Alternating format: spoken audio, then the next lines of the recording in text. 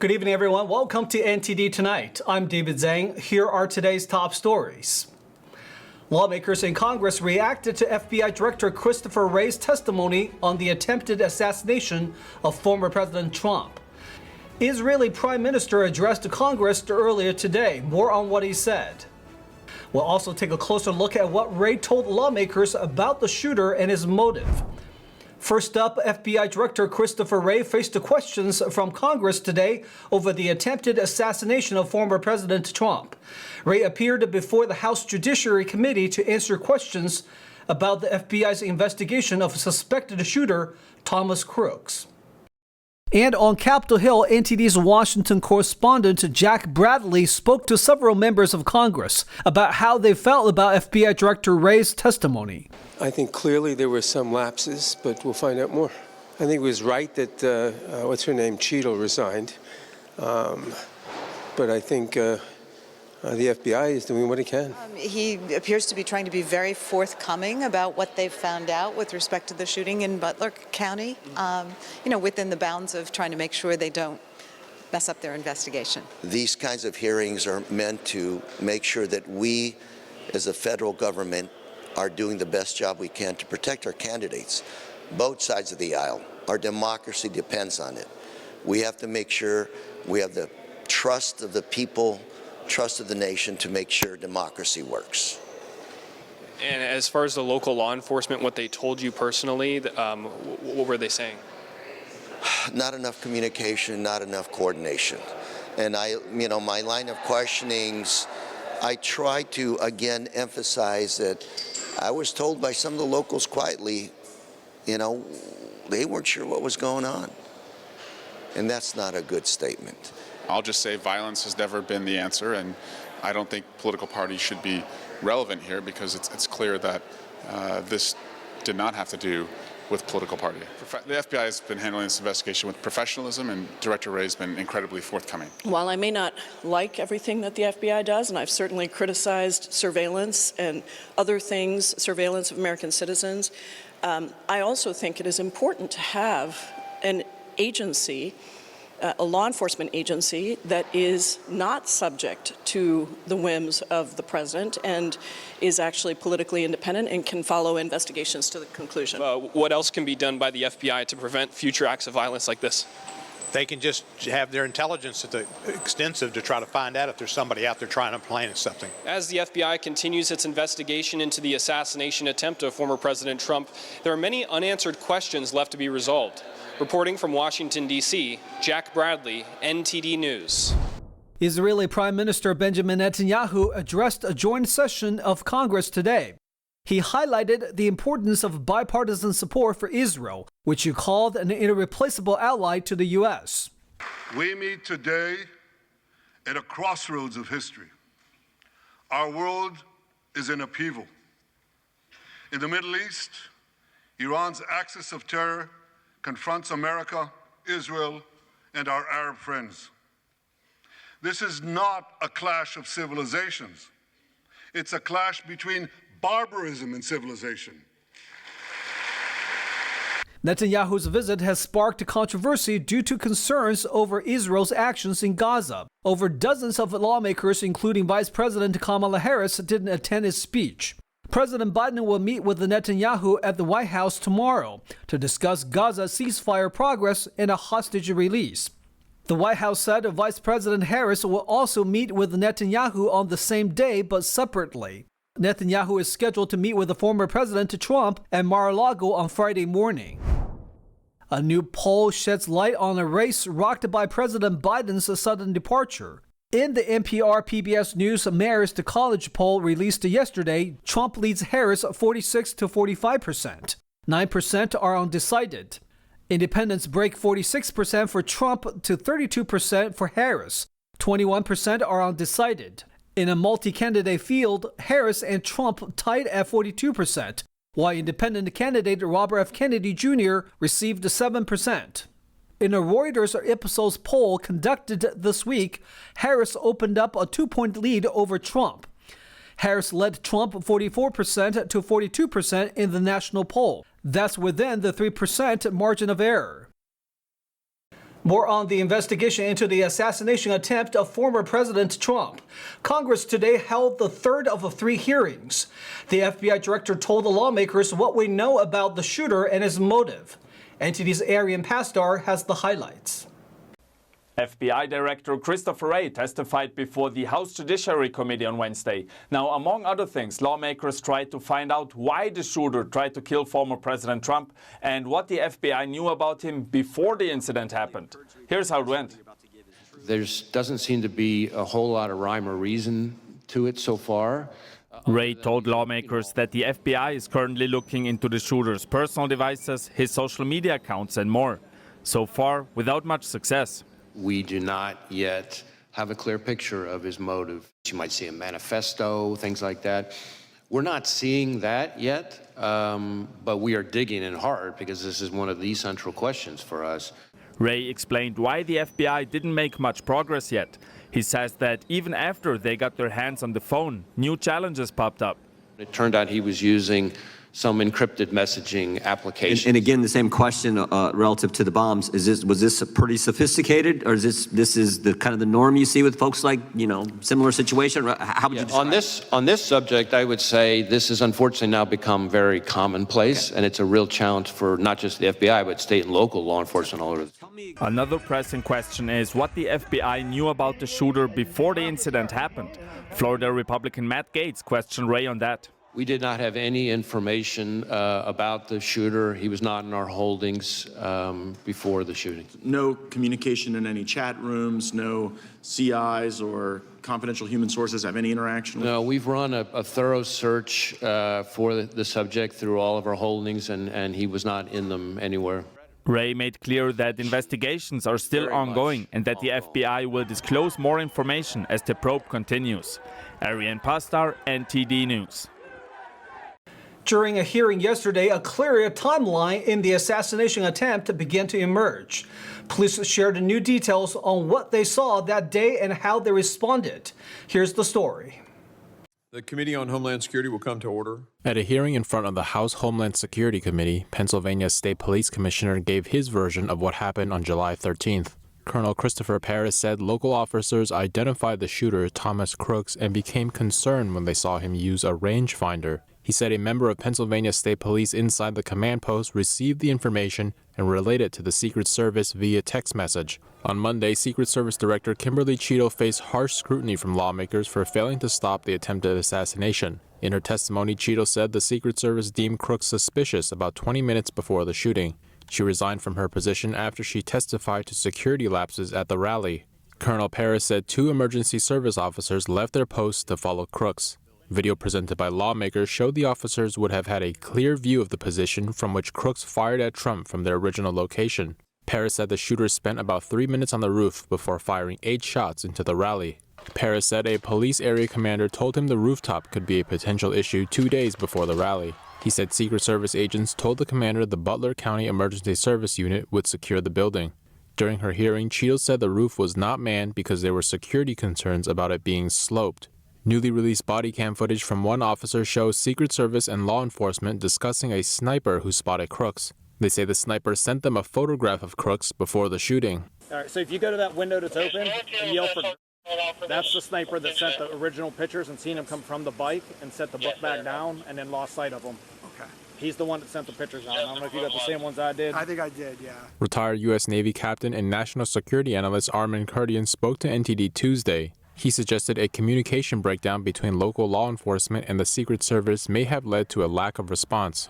When you have this many organizations that are working together, the lines of communication need to be absolutely clear and information has to move from one level to another. Speaking after Paris's hearing, Mississippi Congressman Michael Guest said the testimony places the ultimate responsibility for what happened upon the Secret Service. Cheeto's resignation is not likely to end the scrutiny the Secret Service is facing. FBI Director Christopher Wray is set to testify Wednesday. At the first rally in her presidential campaign, Vice President Kamala Harris vowed to unite the party. President Biden appeared in public for the first time in 6 days. NTD's White House correspondent Iris Tao has the story. Just a day after securing enough delegates to clinch the Democratic nomination, Vice President Kamala Harris was holding her first rally in her presidential bid in the battleground state of Wisconsin. She vows to unite the party and win in November. We have doors to knock on, we have phone calls to make, we have voters to register, and we have an election to win. Harris was also touting her fundraising record. She raised a historic $100 million between Sunday afternoon and Monday evening. She also continues to receive high-profile endorsements from Democrats. On Tuesday, the top two Democrats in Congress endorsed Harris after initially hanging back. So now that the process is played out, from the grassroots bottom up, we are here today to throw our support. We're going to win the House. We're going to elect Kamala Harris. Meanwhile, Republicans continue to take aim at the administration's record on the border and inflation. But House Speaker Mike Johnson on Tuesday emphasized that they're focused on contrasting policies, not personalities. This is not personal with regard to Kamala Harris, and her ethnicity or her gender had nothing to do with this whatsoever. This is about who can deliver for the American people and get us out of the mess that we're in. And all this is as President Biden appeared in public for the first time after self-isolating for the past 6 days in Delaware for COVID. Biden returned to the White House and told reporters that he was feeling well. His doctor says Biden is now testing negative for COVID and that his symptoms are all gone. Biden also announced on X that he would address the nation from the Oval Office on Wednesday at 8 p.m. Eastern Time. He said he would talk about, quote, what lies ahead and how I will finish the job for the American people. This Thursday, Biden will meet with Israeli Prime Minister Benjamin Netanyahu here at the White House. But former President Trump also announced that he too would be meeting with Netanyahu, though on Friday at Mar-a-Lago. Trump said he would talk about his, quote, peace through strength agenda, which he said was the theme of his calls with Ukrainian President Volodymyr Zelensky and other world leaders in recent weeks. Reporting from the White House, Iris Tao, NTD News. Well, take a short break now, everybody, but here's a look at what we have for you when we come back. A Silicon Valley-backed initiative to build a new city in California won't be on the November ballot after all. Find out why. Family and friends of a missing Southern California teenager now found safe are speaking out to the community. Some fallout from the recent global tech outage. Delta Airlines is under scrutiny and now faces an investigation. Those stories and more coming up on NTD Tonight.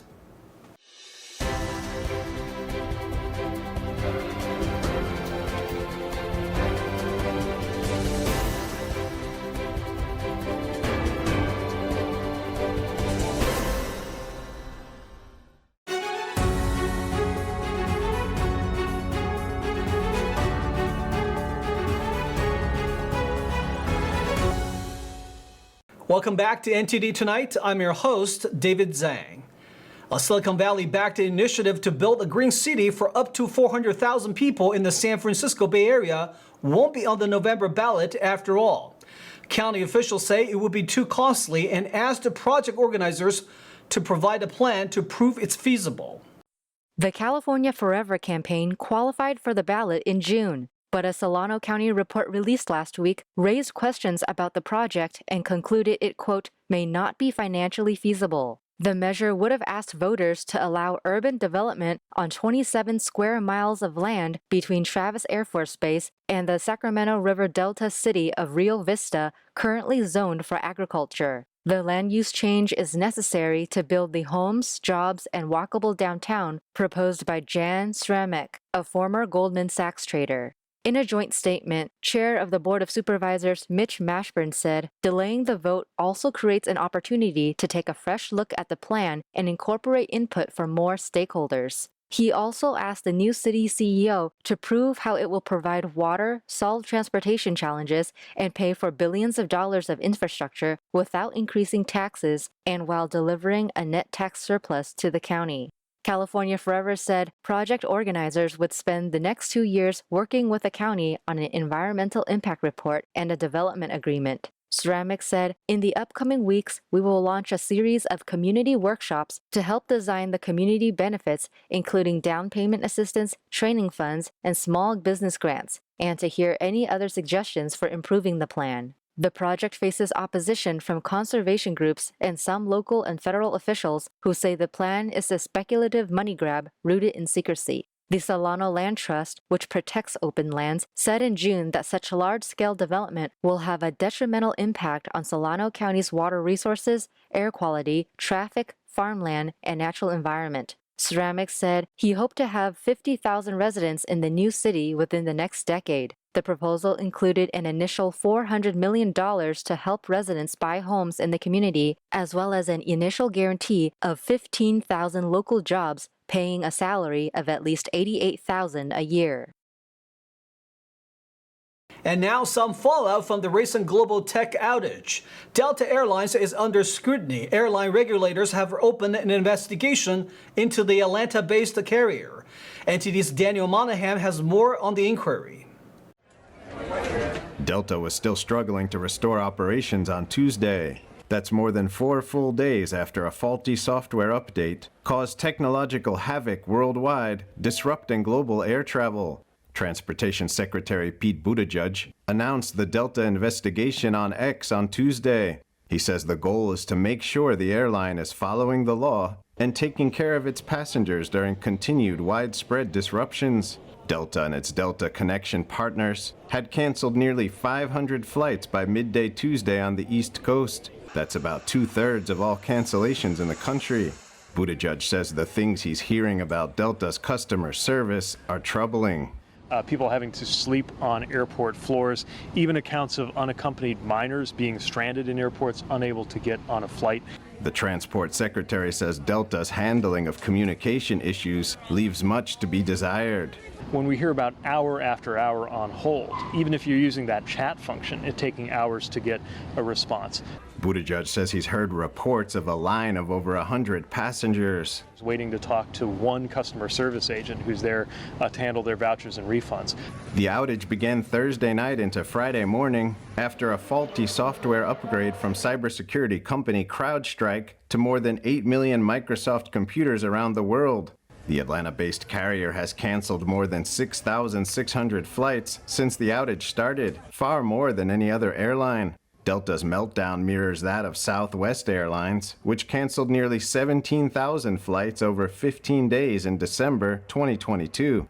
A Transportation Department investigation ended with Southwest agreeing to pay a $35 million fine as part of a $140 million settlement. Delta says it is cooperating with the investigation. The air carrier says operations might not be back to normal until the end of the week. It says it will reimburse hotel, meal, and ground transportation expenses for long delays and cancellations. Daniel Monahan, NTD News.